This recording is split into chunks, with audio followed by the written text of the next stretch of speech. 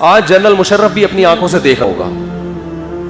اللہ نے اس کو اس وقت تک اسی لیے زندہ رکھا کہ تم اتنی پاورفل آرمی رکھنے کے باوجود ایک امریکہ کے سامنے ڈھیر ہو گئے, اور وہ قوم جس کے پاس کھانے کو روٹی نہیں, پہننے کو کپڑا نہیں, وہ 52 ملکوں کے سامنے آ کے کھڑی ہو جاتی اور 20 سال میں اکھاڑ کے ان کو نکال کے باہر پھینک دیتی ہے. ملا عبد الغنی کا جب قطر میں مذاکرات ہو رہے تھے نا, تو اطلاعات آئی ہیں کہ مذاکرات ناکامی کی طرف جا رہے تھے. یہ لوگ ان کی شرطیں نہیں مان رہے تھے امریکہ کی.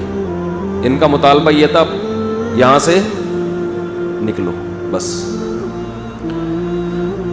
تو کہا جاتا ہے کہ جب دیکھا کہ کسی نہج پہ بات, اونٹ کسی کروٹ پہ بیٹھ نہیں رہا, تو ملا عبد الغنی اٹھے, انہوں نے کہا کہ ٹھیک ہے, اگر آپ کی سمجھ میں بات نہیں آ رہی 20 سال بعد دوبارہ بیٹھیں گے. سمجھ میں آ رہی؟ 20 سال ہو گئے لڑتے ہوئے, 20 سال بعد تو لڑ لو 20 سال اور, ہم مزید 20 سال لڑنے کے لیے تیار.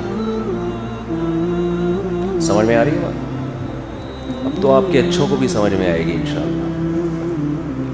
اب تو آپ کے اچھوں کو بھی سمجھ. اس وقت لبرل لوگوں نے بہت مذاق اڑایا تھا.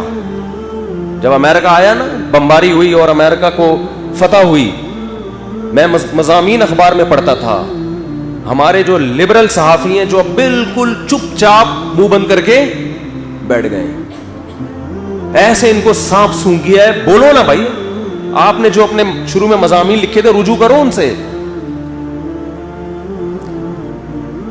تو جب مکمل امریکہ نے کنٹرول کیا تو اس وقت ہمارے جو لبرل صحافی ہیں ڈان اخبار میں جنگ میں لکھنے والے, ہم ان کے مضامین پڑھتے تھے بہت طنز کہ دیکھا طاقت غالب آ گئی ملاؤں پر, پاور غالب آ گئی بولو ملاؤں پر. آج وہ چپ بیٹھے ہوئے ہیں. اب لکھو نا مضمون, بیان کرو نا.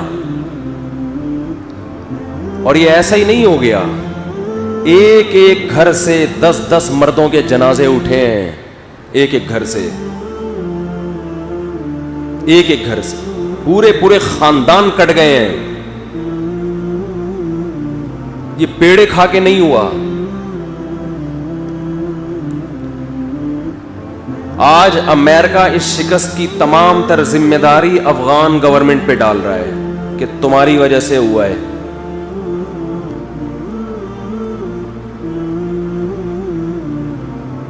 یہ لڑنے کے قابل نہیں ہے, یہ اپنی قوم کے ساتھ مخلص نہیں ہے.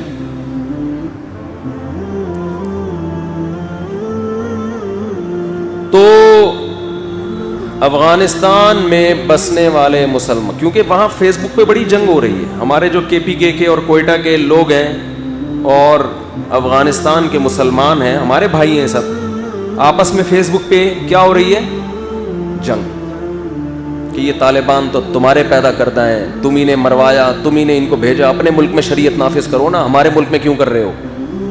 اس ملک میں پاکستان شریعت نافذ نہیں کر رہا. یہ جتنے لڑنے والے لوگ ہیں یہ آپ ہی کی مٹی سے پیدا ہوئے ہیں, آپ کو اس پہ فخر کرنا چاہیے. ہم تو فخر سے بتاتے ہیں کہ افغانستان نے, افغانوں نے, اور یاد رکھو یہ جو طالبان کا لفظ استعمال ہوتا ہے, طالبان تو بہت تھوڑے سے تھے مدرسوں کے, یہ تو سارے وہی افغانی جو رشیا کے خلاف لڑتے رہے وہ, اور ان کی نسلیں اس میں شامل ہوتی رہی, نام طالبان کا لگ گیا. سارے مدرسے کے طلبہ تھوڑی ہیں, یہ تو بہت تھوڑے, یہ سارے وہ افغانی ہیں جو روس کے خلاف لڑتے لڑتے لڑتے پھر اگلی نسل ان کی نیٹو کے خلاف لڑتی رہی ہے. ان کے خون میں اللہ نے لڑائی رکھی ہے.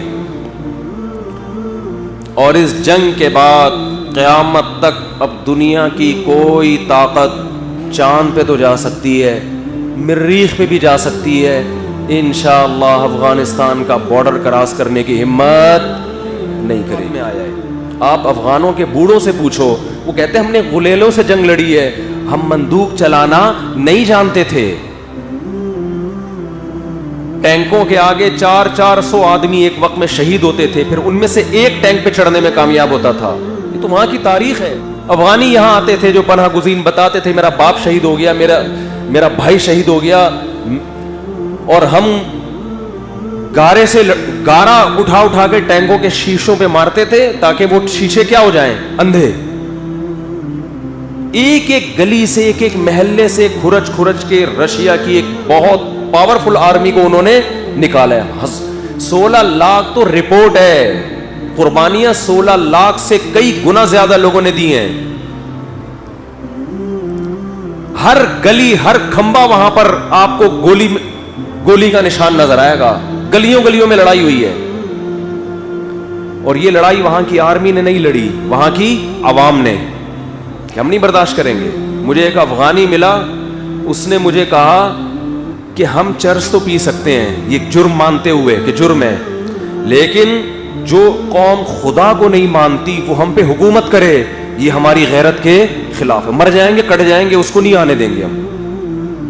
یہ پرانے وقتوں کی بات ہے کہ ایک ایسی قوم ہے جو خدا کو نہیں مانتی, وہ ہمارے باپ بن کے ہم پہ حکومت کرے گی. ٹھیک ہے چرس پی رہے, ہمارا کس کا معاملہ ہے؟